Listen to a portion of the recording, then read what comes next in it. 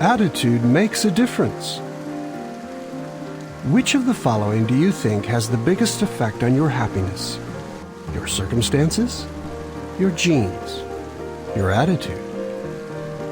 Some would choose circumstances, perhaps saying, I would be happy if only I had more money, if only I had a great marriage, if only I had better health.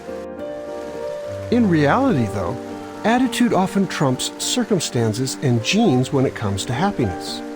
And that is good news. Why? Because unlike your circumstances or your genes, over which you have little or no control, you can control your attitude. Good medicine.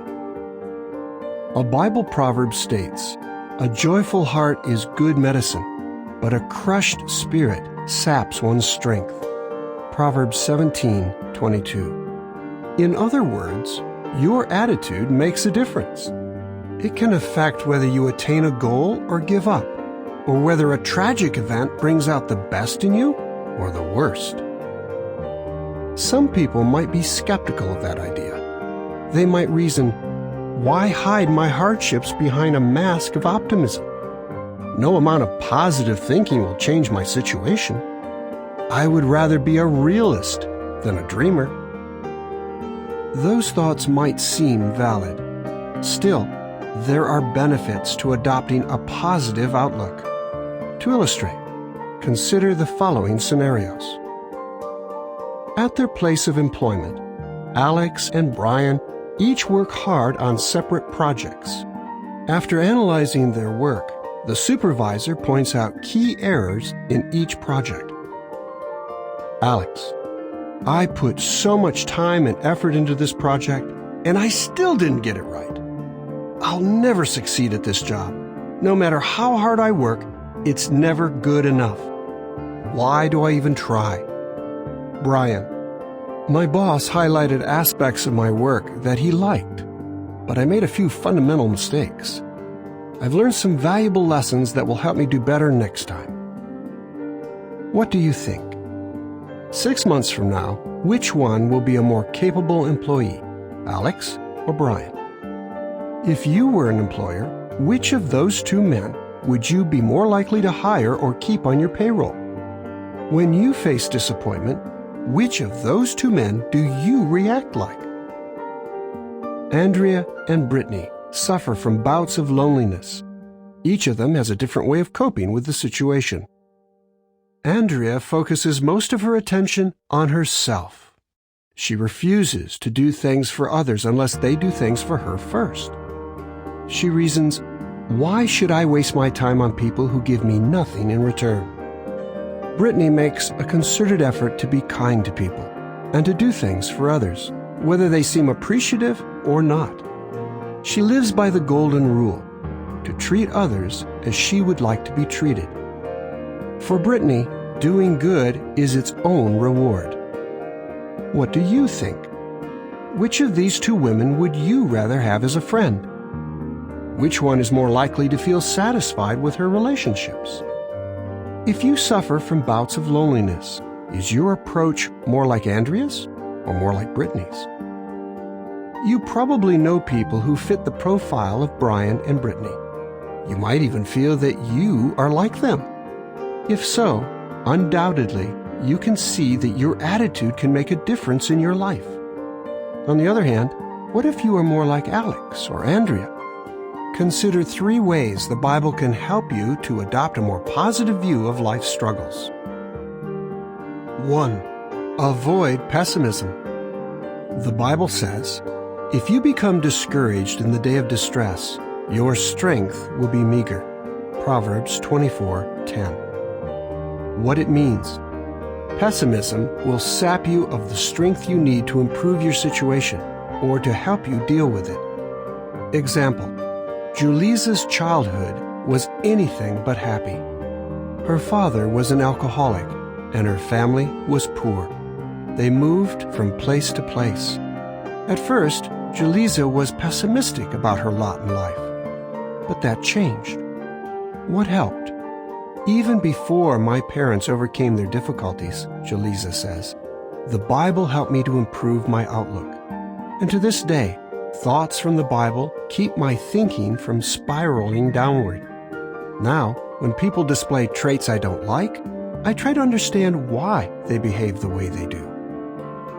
As Jaleesa learned, the Bible is a book of sound principles. Its advice can help you to cope with negative circumstances. For example, Ephesians 4:23 says, "Continue to be made new in your dominant mental attitude." As that verse implies, your outlook is not set in stone. You can be made new in your thinking. However, making such a change is an ongoing process. That is why the verse says that we should continue to be made new. 2. Focus on the positive. The Bible says, "All the days of the afflicted one are bad, but the one with a cheerful heart has a continual feast." Proverbs 15:15. What it means: if you see everything negatively, you will feel afflicted, and every day will appear bad or gloomy. But if you focus on positive things, you will have a cheerful heart and even feel joyful. The choice is yours. Example: after several surgeries to remove a brain tumor, Yenko had physical limitations that affected his movement and speech. Feeling that these would stop him from reaching his goals, Yenko was deeply discouraged for years. Then he changed. How? Instead of focusing on my limitations, he says, I learned to occupy my mind with encouraging subjects. One way Yenko does this is by reading passages from the Bible. This keeps my thoughts positive, he says. I haven't totally put aside my long-term goals, but I'm focusing on the smaller goals that I can reach now. When discouraging thoughts creep into my mind, I reflect on the many reasons I have to be happy. Like Yenko, you can confront your pessimistic thoughts and replace them with something positive.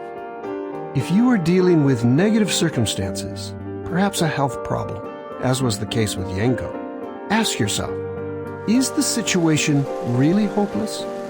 Have I reached a dead end, or is this merely a roadblock? Learn to keep negative thoughts out by concentrating on something constructive. 3. Do things for others. The Bible says, "There is more happiness in giving than there is in receiving." Acts 20:35. What it means: unselfish giving brings deep satisfaction to the giver. Why? Because we were created to do more than simply look after our own needs. Experiencing the joy of giving can do much to help us cope with negative circumstances in life. Example: Josue suffers from spina bifida, a severe defect in his spinal column. He is often racked with pain, but Josue enjoys a productive life helping others. Rather than say, "I can't do that," says Josue, I enjoy thinking of practical ways to help people with their daily needs. I find ways to do things for others, and this fills my life with happiness. What you can do: look for opportunities to be self-sacrificing. For example, can you prepare a meal for a sick neighbor? Do you know elderly ones who need help with tasks around the home? Care for your attitude in the same way you would cultivate a garden. Root out the poisonous weeds of pessimism and negativity. Sow seeds of realistic optimism, and fertilize your life with actions that produce positive emotions. You will reap an emotional crop that will make your life much more rewarding, and it will confirm the fact that attitude makes a difference. For the sake of their health, some people learn to say no to certain foods. You can do the same with negative attitudes. End of article.